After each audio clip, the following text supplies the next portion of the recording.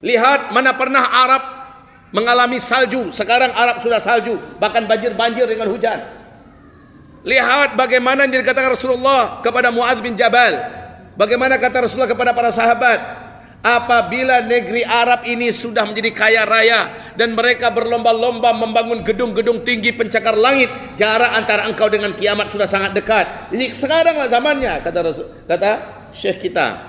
Maka banyak contoh-contoh yang diberikan oleh beliau.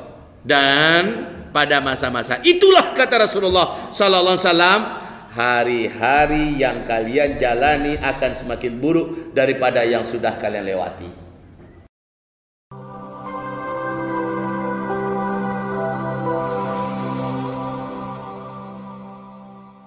Alhamdulillah. Lapang lo mengecek, Pak. Alhamdulillah wassalatu wassalam ala Rasulillah sallallahu alaihi wasallam.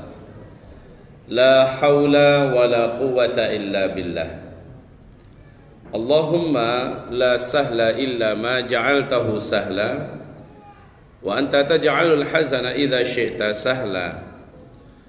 Rabbi shrah li sadri wa yassir li amri wahlul 'uqdatam min lisani yafqahu qawli.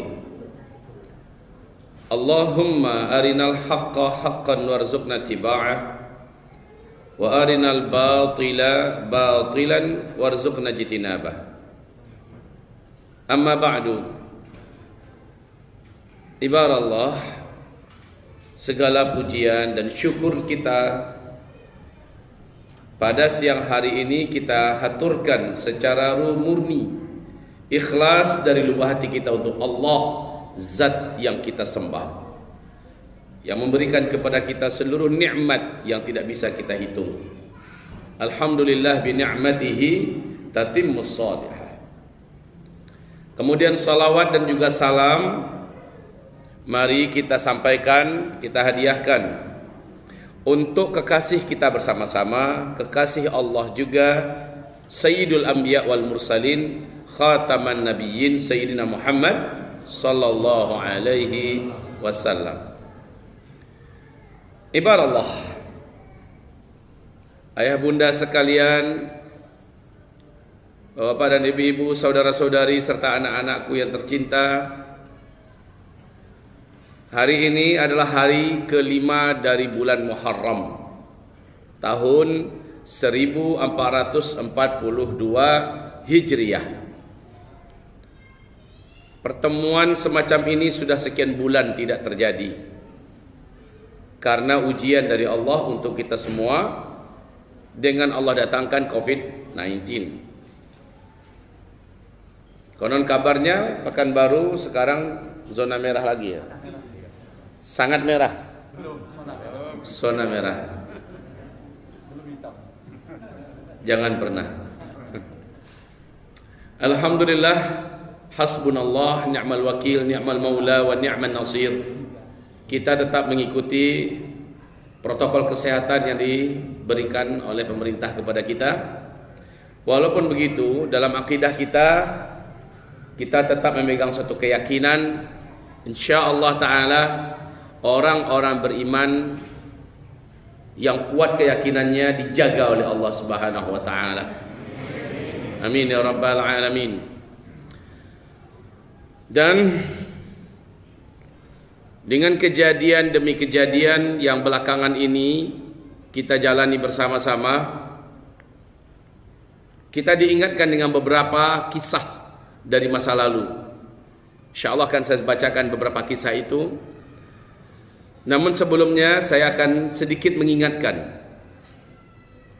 pengertian daripada hijriyah atau hijrah, di mana tanggal penanggalan hijrah itu diambil di masa Umar bin Khattab, dan Umar bin Khattab mengambil dari peristiwa hijrahnya Nabi Muhammad SAW dari Mekah ke Madinatul Munawwarah. Lalu setelah itu Nabi berkata, la hijrata ba'dal fath. Setelah Futuh Mekah tidak ada lagi hijrah. Tidak ada lagi hijrah setelah Futuh Mekah. Maksudnya setelah ditaklukkan kota Mekah oleh Nabi Muhammad, lalu orang-orang yang tinggal di Mekah pengen hijrah lagi ke Madinah, enggak disebut lagi muhajir. Tidak disebut lagi dengan muhajirin. Sebab Mekah pun sudah menjadi negeri muslim. Dulu negeri kafir. Orang-orang yang hijrah ke Madinah benar-benar betul dan sahih disebut muhajirin. Dan mereka diberi nilai oleh Allah Subhanahu wa taala setiap jarak dari tanah yang dijalani menuju tempat hijrah demi mempertahankan agama, demi menyelamatkan akidah, demi memelihara agama, demi memelihara akidah. Berapa jaraknya? Dari Madinah ke Mekah ada 465 km. Maka kata Rasulullah sallallahu alaihi wasallam, seberapa jarak yang ditempuh, maka Allah akan ganti jarak yang ditempuh tadi itu dalam rangka hijrah dengan kita punya tanah seluas itu nanti di dalam surga. Tapi itu sebelum penaklukan Mekah. Namun setelah Mekah ditaklukkan, Mekah resmi menjadi negeri Islam. Sejak itu kata Rasulullah, la hijrata ba'da al-fath. Tidak ada lagi hijrah setelah Futuh Makkah, setelah penaklukan Mekah. Namun sepakat para ulama mengatakan bahwa hijrah berpindah dari satu tempat yang di tempat itu tidak bisa kita jalankan agama, di tempat itu penuh dan banyak maksiat, ke tempat yang bisa kita jalankan agama, ke tempat yang lingkungannya bagus, suasana agamanya kuat, solat 5 waktunya bisa terjaga dengan baik, lingkungan orang baik-baik, soleh-soleh, sampai hari kiamat. Hijrah yang macam itu tetap berlaku. Yang dimaksudkan oleh hadis Nabi tadi hanyalah hijrah dari Mekah ke Madinah, gitu maksudnya. Bukan berarti tidak ada lagi hijrah. Itu sebagai pengantar yang kedua. Ya, pengantar yang kedua Bapak Ibu. Hijrah itu artinya secara bahasa bukan berpindah. Berpindah bahasa Arabnya adalah intaqala. Bahasa Arabnya intaqala, berpindah. Hijrah artinya bukan berpindah, tetapi meninggalkan. Itu yang arti hijrah. Meninggalkan. Maka hajara yahjuru hijratan. Ya. Mundurkan sekali lagi ke belakang. Fullkan saja ke belakang. Hajara yahjuru hijratan. Arti hajara adalah telah meninggalkan. Yahjuru sedang meninggalkan. Hijratan, hijrah, ya, meninggalkan. Pelakunya disebut dengan muhajir. Dari hajara. Orang yang dengan sengaja meninggalkan sesuatu. Maka dengan ini kita sekarang ini dalam proses hijrah di 3 titik. 1. Pertama, kita sedang hijrah meninggalkan tahun 1441 Hijriah. Kita tinggalkan itu. Dan kita sudah berada di 1442 Hijriah. Proses meninggalkan tahun yang lalu kepada tahun yang baru. Ibarat orang bawa mobil atau sedang dibawa oleh mobil yang tidak akan pernah berhenti, atau kereta cepat, nyampenya cuma di tempat di terminal resmi. Kalau tidak akan berhenti di jalan. Kita ini semuanya, wahai ayah bunda, wahai bapak ibu sekalian, ibarat orang yang sedang naik kereta cepat. Setiap kali waktu kita jalani, pada hakikatnya kita sudah meninggalkan sekian jarak daripada yang harus kita tempuh. Sekarang sudah kita tinggalkan. Berarti jarak kita menuju ke terminal tujuan sudah semakin dekat atau semakin jauh? Semakin dekat. Kita tidak tahu di terminal mana masing-masing kita akan wajib berhenti dan turun. Kita hidup di dunia ini sedang dalam perjalanan yang tidak bisa dihentikan. Setiap bergerak waktu pada hakikatnya berkurang waktu kita. Itu hakikatnya.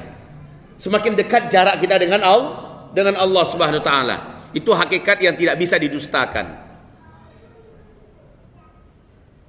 Dulu saya masih sebesar-besar anak kita ini. Sekarang saya sudah beruban. Besok saya akan menjadi manusia diusung di dalam tenda mayat dan dimasukkan ke dalam liang lahat. Demikianlah siklus kehidupan secara normal berjalan tanpa ada yang bisa menyetop. Inilah dia kereta cepat kehidupan di mana kita meninggalkan demi meninggalkan waktu. Waktu yang paling jauh kata Imam Al-Ghazali adalah waktu yang baru saja engkau lewati. Hari dan sehari sepatang doa. Hari kemarin bagaimanapun kita berjuang untuk menyongsongnya kembali, kembali ke belakang, takkan pernah berhasil, tak akan ada cerita.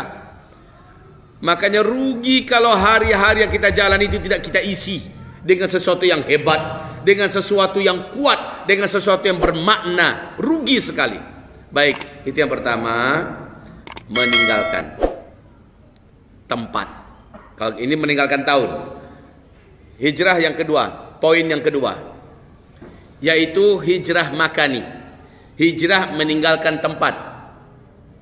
Dianjurkan tidak? Iya, dianjurkan. Untuk kejadian apa? Yang saya uraikan tadi, Pak. Meninggalkan tempat, lingkungan rumah yang penuh maksiat. Lingkungan rumah yang diisi oleh para penjahat. Berbahaya untuk anak-anak kita, berbahaya untuk istri kita. Kita pergi agak keluar sebentar, istri kita mungkin diganggu orang. Lingkungan yang membahayakan, dan ini tidak aman di situ. Maka kita wajib hijrah supaya istri kita ditinggal aman, anak-anak kita punya lingkungan orang-orang baik. Maka hijrahlah. Siapa yang niat hijrahnya karena Allah, karena saya di lingkungan ini atau di negara ini saya tidak bisa menjalankan sholat, saya di negara ini saya diteror, diperangi, jadi saya pindah, itu namanya hijrah. Gara-gara agamanya yang terancam, dia pindah. Pindah ini yang saya bacakan hadisnya tadi, berapa jauh jarak yang ditempuh, sejauh itu tanah Allah sediakan dalam surga untuk kita nanti di dalam surga Allah. Niatnya hijrah bukan untuk memperbaiki ekonomi, bukan untuk mencari pasangan. Ambo pindah ke Pekanbaru cek itu, siapa tahu dapat jodoh dan santiang di situ.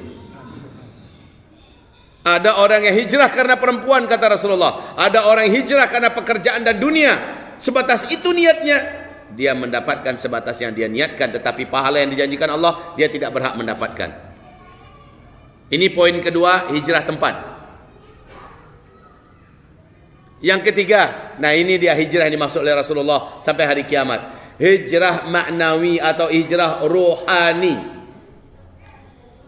Ini hijrah yang dimaksud Rasulullah, hijrah yang ketiga. Hijrah maknawi atau hijrah rohani.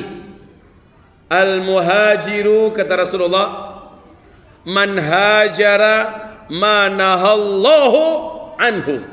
Orang yang disebut hijrah itu adalah orang-orang yang meninggalkan semua yang dilarang-larang oleh Allah dan Rasulnya, lalu dia mengerjakan apa-apa yang disuruh diperintahkan oleh Allah dan Rasulnya. Itulah muhajir yang sesungguhnya. Itulah orang-orang hijrah yang sebenarnya. Nah, hijrah macam ini Bapak Ibu bisa kita lakukan setiap hari. Bisa kita lakukan di mana tempat. Bisa kita lakukan berapapun usia kita. Meninggalkan yang dilarang oleh Allah kepada yang diperintahkan oleh Allah Subhanahu wa taala. Saya berteman dengan orang ini. Sejak saya berteman dengan dia, saya sudah jauh dari masjid sekarang. Sejak saya berteman dengan dia, saya sudah tidak lagi banyak mengikuti pengajian. Saya jadi lalai. Saya sekarang ingin tidak lagi berteman dengannya. Lalu saya cari teman yang akan mengajak saya lebih banyak dekat ke masjid, yang mengajak saya lebih banyak menghadiri pengajian-pengajian, majelis-majelis ilmu. Itu juga hijrah, Pak. Hijrah rohani, hijrah maknawi. Meninggalkan sesuatu tersebut Allah dan Rasulnya tidak ridhoi, tidak senangi, dan kita menuju kepada yang Allah perintahkan dan Rasulnya perintahkan, kepada yang Allah ridhoi dan Rasulnya ridhoi. Inilah dia muhajir yang sesungguhnya. Nah, hamba-hamba Allah yang kami muliakan, jadi dengan singkat judul kita yang ada di spanduk terjawab sudah. Inilah dia hakikat hijrah itu. Selesai pengajian kita, bubar. Sudah selesai. Iya. Kalau mau ngaji kayak Rasulullah sallallahu alaihi wasallam. Rasulullah itu ngajinya enggak ada lama-lama, Pak. Rasul itu ngaji 15 menit, 20 menit, 10 menit selesai. Karena apa? Seluruh sahabat berkata, Rasul itu kalau ngaji to the point. Rasulullah itu kalau ngaji bahasanya ringkas tapi mengandung kepadatan arti yang berlapis-lapis. Tapi kan itu Rasulullah, Ustaz. Kalau Ustaz kan bukan Rasul. Dan yang mendengar adalah sahabat-sahabat Nabi yang ngerti bahasa Arab. Lah kami bukan sahabat Nabi. Kami orang Melayu. Kami orang Pekanbaru. Kami orang Minang, orang perantauan. Tasasik di Siko. Kami berbeda, Ustaz. Perlu diuraikan panjang. Hamba Allah, ayah bunda yang kami muliakan, bapak ibu yang kami sayangi, anak-anak kami yang kami cintai. Tahun ini sangat berisiko untuk kita jalani, tapi kita tidak bisa mengelak. Tahun ini 1442 Hijriah, berisiko kita harus jalani, tapi kita tidak bisa menghindar. Harus tetap ibarat kereta cepat tadi, kita tidak boleh turun di tengah jalan, mati. Jangan meluncur di tengah jalan. Terus bersabarlah dalam kereta. Cuman resiko perjalanan sangat menegangkan. 1442 Hijriah ini. Kita akan menyebutkan apa yang harus kita lakukan di tahun 1442 Hijriah. Ustaz, apa dalil Ustaz mengatakan bahwa tahun ini akan sangat berat? Sederhana Pak, saya jawab. Apa alasan saya mengatakan tahun ini sangat berat? Sederhana sekali. Ayah bunda, saya bertanya dulu ya. Saya bertanya dulu. Kira-kira secara ekonomi 10-20 tahun yang lalu, mana yang lebih berat dengan kondisi perekonomian sekarang? Sepakat ya? Sekarang lebih berat? Oke, setuju. Yang kedua, menurut ayah bunda, di segi nilai pendidikan, moral anak-anak kita di dunia pendidikan, mana yang lebih rusak sekarang atau 10-20 tahun yang lalu? Ini juga sepakat? Sepakat, oke. Baik, secara kesehatan, baik skala lokal, nasional, bahkan global, mana yang lebih banyak ujiannya, sekarang atau 10-20 tahun yang lalu? Ya, sepakat. Ini gara-gara ujian kesehatan yang sangat begini, tapaso balampoi duang dimuncung apa semasiang. Lah bentuk ninja wak saudara. Oke, kita sepakat. Pertanyaan saya yang keempat, secara perpolitikan baik di skala lokal, nasional, bahkan internasional, mana yang lebih panas, lebih kacau sekarang atau 10-20 tahun yang lalu? Oke, sudah sama-sama sepakat kita. Oke. Pertanyaan saya berikutnya, ayah bunda, mohon kembali dijawab. Secara bencana dan musibah alam, ya bencana-bencana alam, mana yang lebih banyak sekarang 10-20 tahun yang lalu? Sekarang bapak bunda, ayah bunda semua menyaksikan negara-negara di berbagai belahan bumi sedang mengalami bencana-bencana hebat. Cina sudah hampir tenggelam semuanya oleh banjir yang sudah 2 bulan. Hujan tidak pernah berhenti-berhenti. Tingkat banjirnya sampai 4-6 meter. Kehidupan carut marut sekarang di Cina. India juga mengalami banjir, di mana kota Jaipur dan beberapa kota lainnya mengalami banjir yang besar. Jepang, Vietnam mengalami beberapa bencana alam. Eropa, California terbakar kayak neraka sekarang Pak. Panasnya di atas 50 derajat Celcius. Masya Allah. Ini ujian bencana alam. Indonesia sebelah timur bertubi-tubi pula ujiannya, bencananya. Dan ini belum lagi nih. Ini akan makin beratnya ke sini. Makin berat. Kemudian baik pemerintah kita atau pemerintah-pemerintah negara lain di luar sudah memperingatkan tentang ancaman kelangkaan pakan. Kelangkaan makanan. Ini sudah diperingatkan. Xi Jinping, Presiden Cina, juga sudah memperingatkan dan bahkan mengancam gubernur-gubernurnya yang ada bahwa wajib mempertahankan pasokan stok pertanian yang bisa menghasilkan padi.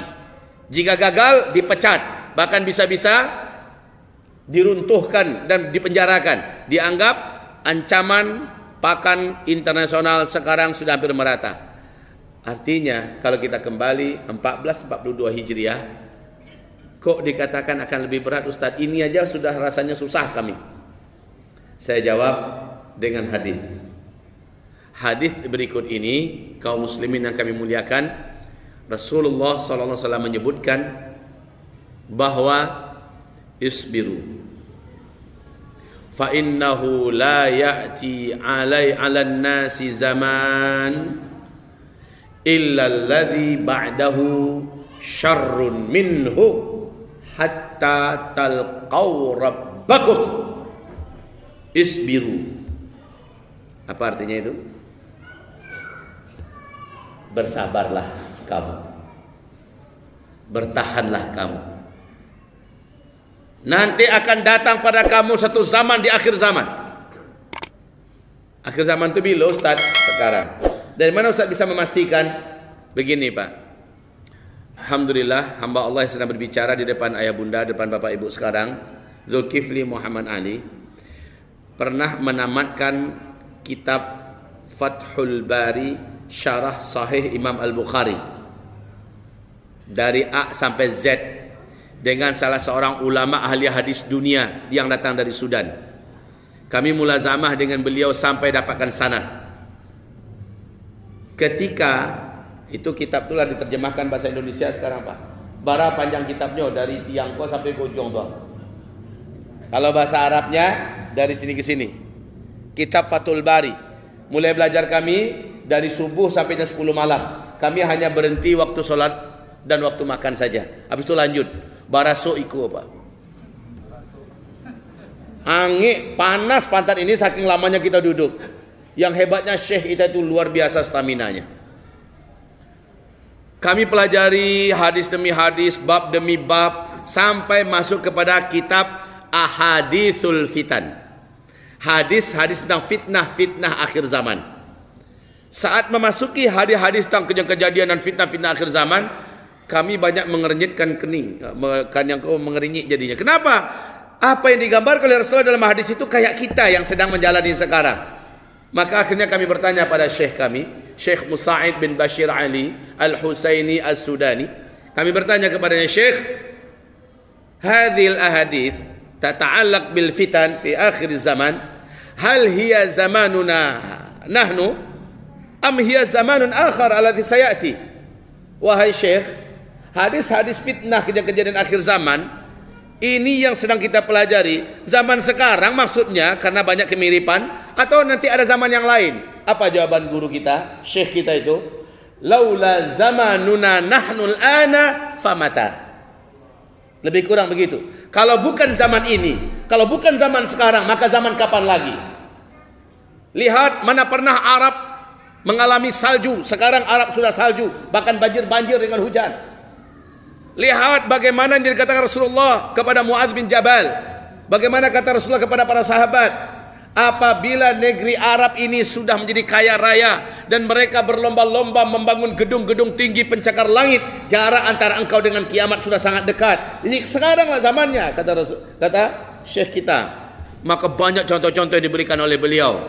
Dan pada masa-masa itulah, kata Rasulullah sallallahu alaihi wasallam, hari-hari yang kalian jalani akan semakin buruk daripada yang sudah kalian lewati. Dan hari-hari yang ke depan yang akan kalian hadapi akan semakin berat, semakin buruk daripada hari yang sedang kalian jalani. Maka dengan dasar hadis ini Nabi perintahkan isbiru. Senjata kalian cuma adalah bertahanlah. Arti isbiru itu kan bertahan. Bersabarlah. Kebaalai, tidak bersabar, ini akan tetap terjadi.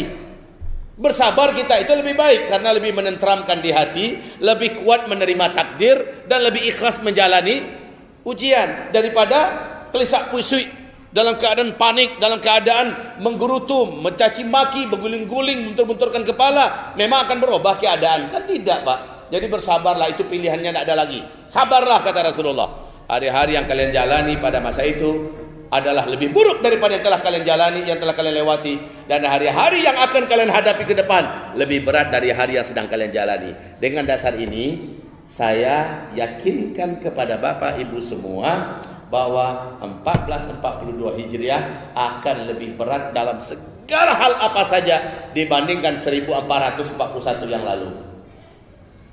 Tadi Bapak Ibu sudah jawab semua. Dibandingkan tahun-tahun yang lalu mana yang lebih berat ekonomi sekarang, kata Bapak Ibu semua. Ya, secara politik mana lebih berat sekarang. Secara kesehatan mana lebih berat sekarang dibandingkan yang lalu. Ke depan bagaimana? Lebih berat dari sekarang. Ayo, siap tidak menghadapinya Bapak Ibu?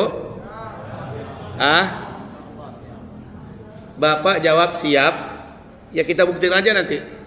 Bapak jawab tidak siap, mau siap tidak siap, tetap harus kita hadapi. Ya kan? Tetap wajib kita hadapi. Tolong sekarang ayah bunda sekalian, Bapak Ibu yang kami muliakan, sengajakanlah nanti di rumah, buka YouTube, tulis judul nanti adalah persiapan-persiapan dan amalan-amalan akhir zaman. Klik itu nanti di YouTube, muncul nanti ceramah khusus, ceramah saya khusus tentang persiapan-persiapan dan amalan-amalan akhir zaman. Itu nanti disimak baik-baik, ayah bunda lakukan. Sebagiannya ada yang sudah agak terlambat kita melakukan persiapannya, sebagian besarnya masih bisa dari sekarang. Tahun 1442 Hijriah, ayah bunda akan memanen hasil masa lalu ayah bunda semua. Siapa yang masa lalunya rajin mendengarkan pengajian, siapa yang masa lalunya rajin memburu majelis-majelis ilmu, siapa yang masa lalunya rajin mengkaji menafsirkan ayat-ayat Allah Subhanahu wa taala kepada alim ulamanya, siapa yang di masa lalunya rajin berguru kepada ulama-ulama yang lurus dan banyak beramal soleh, panennya adalah 1442 Hijriah ini. Hasil panennya akan kelihatan ketenangannya dalam menghadapi berbagai masalah.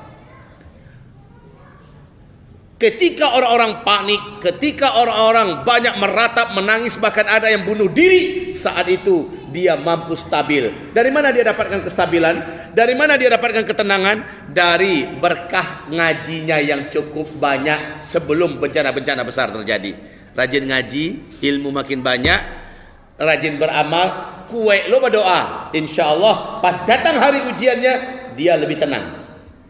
Karena pada hakikatnya persiapan spiritualnya sudah memadai. Sebab hari-hari kita ke depan memang luar biasa. Sama-sama cari salah 3 bulan yang akan datang dari kini. Kini bulan apa kah? Agustus, September, Oktober, November. Sama-sama kita lihat apa yang akan terjadi dengan muka bumi kita ini. Memang sangat berat, ayah. Seberat apapun juga, masih sempat gak kita bersiap-siap dari sekarang? Insya Allah. Apa yang harus kami lakukan sekarang? Tidak banyak. Kalau dulu tahun 2017 saya sudah mulai menghasung umat, ayo ayah bunda, bagi yang punya tabungan, bagi yang punya duit, punya kelebihan sedikit rezeki, belikanlah cepat dengan emas. Kan itu saran saya dulu. Ini bagi yang rutin dengarkan kajian-kajian saya, baik di Tabligh Akbar ataupun di YouTube dan sebagainya, bahkan di TV One pernah juga saya sampaikan, menabunglah cepat dalam bentuk emas. Nanti emas akan melejit, harganya akan mahal. Dari mana saya tahu itu? Karena ada hadis Nabi. Nanti di akhir zaman, kalau kondisi ini sudah terjadi, emas akan menjadi pegangan manusia. Dan saat itu uang kertas menjadi tidak lagi ada gunanya, tidak lagi ada harganya. Ini tak lama lagi, Pak.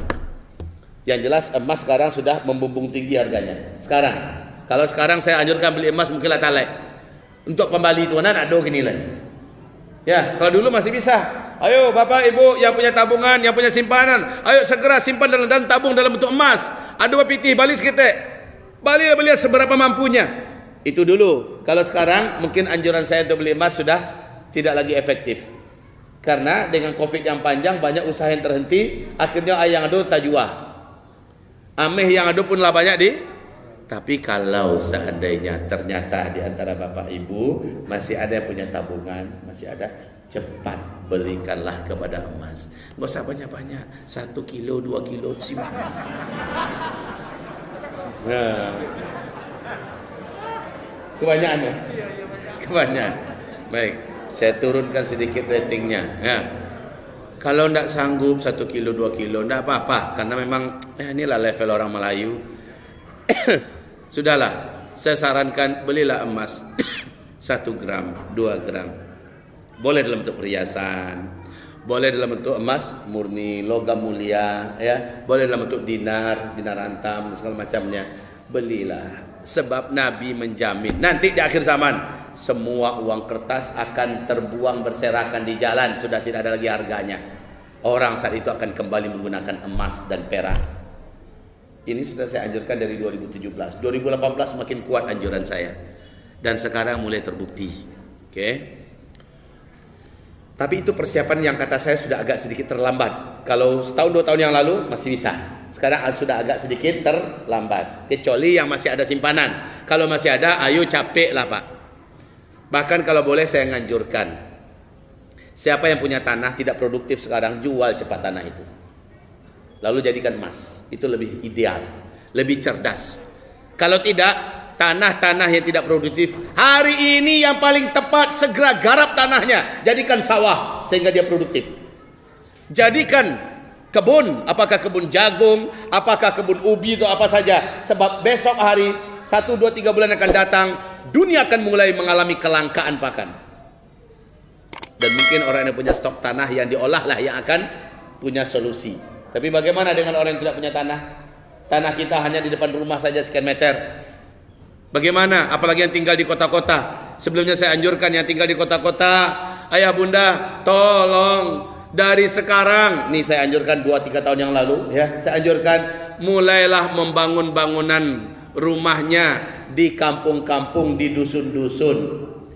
Jangan tinggalkan kota. Kota tempat kita berusaha, kota tempat kita nyokolahkan anak-anak kita, kota tempat kita kerja. Tetaplah tinggal di kota, tapi kampung sudah disiapkan.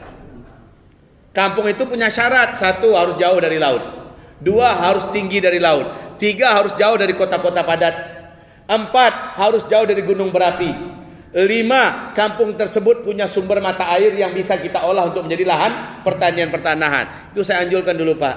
Dan Bapak akan lihat, dan Bapak akan rasakan, Ibu akan rasakan, tak lama lagi semua yang saya sampaikan ini akan jadi kenyataan. Ya, karena kota tempat yang tidak aman lagi untuk di tempat tinggali. Ketika orang kelaparan, dalam hadis sahih Nabi mengatakan tetangga akan tega membunuh tetangganya gara-gara makanan. Di Amerika Pak sudah mulai orang mengabrak-abrik toko-toko, mal-mal yang ada karena lapar. Ratusan juta orang-orang gara-gara Covid ini sekarang menjadi miskin di Amerika Pak. Jangan tanya Cina lagi. Jangan tanya negara yang sekarang sudah mengalami ujian yang hebat-hebat. Di Singapura sudah mengalami krisis, resesi ekonomi, ya. Begitu juga Jepang, Inggris, Jerman, Perancis dan lainnya, hancur ekonomi mereka. Italia, Allah. Wahai ayah bunda sekalian, saya anjurkan ayo.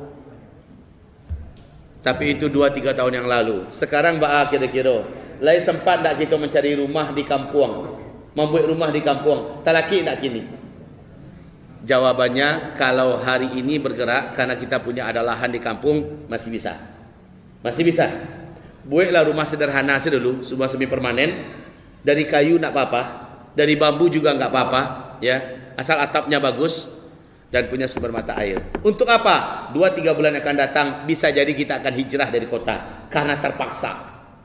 Kota-kota nanti akan panik. Orang-orang yang tinggal di kota akan gelap mata, akan kalap karena makanan langka yang mau dijarah, toko-toko sudah tidak ada lagi, terpaksa tetangga yang menjadi korban, menjadi mangsa. Ustaz, mengajiku dan menanang-anak tiawak lah Ustaz. Iku sama anak kami saya. Konsep mengaji itu kan ada 2, targhib cie, tarhib cie. Yang pertama apa tadi? Targhib. Apa targhib? Motivasi, kasih orang semangat, kasih orang harapan. Tarhib, apa itu tarhib? Beri orang kabar pertakut.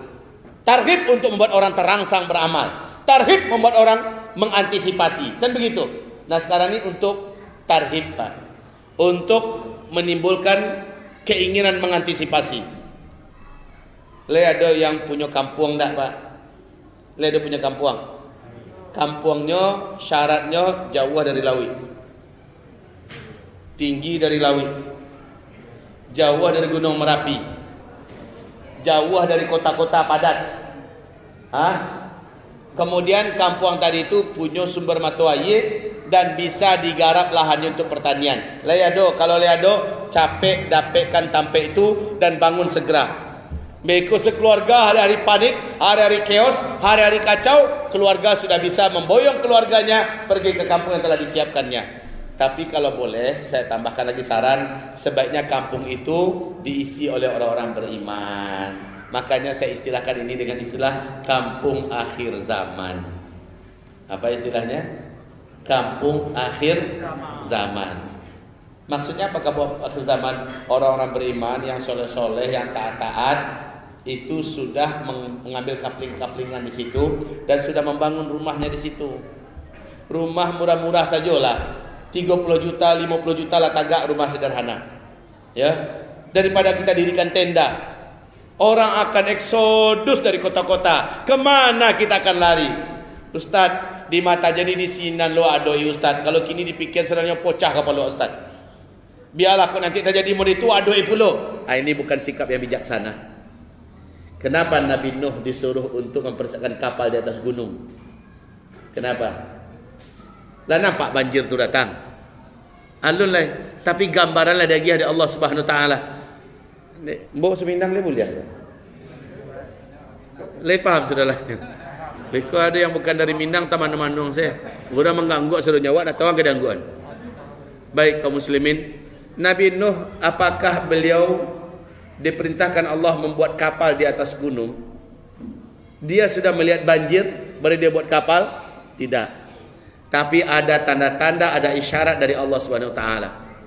Dan Nabi Nuh melakukannya. Orang-orang mencibir, mentertawakan. Mangalah pajak.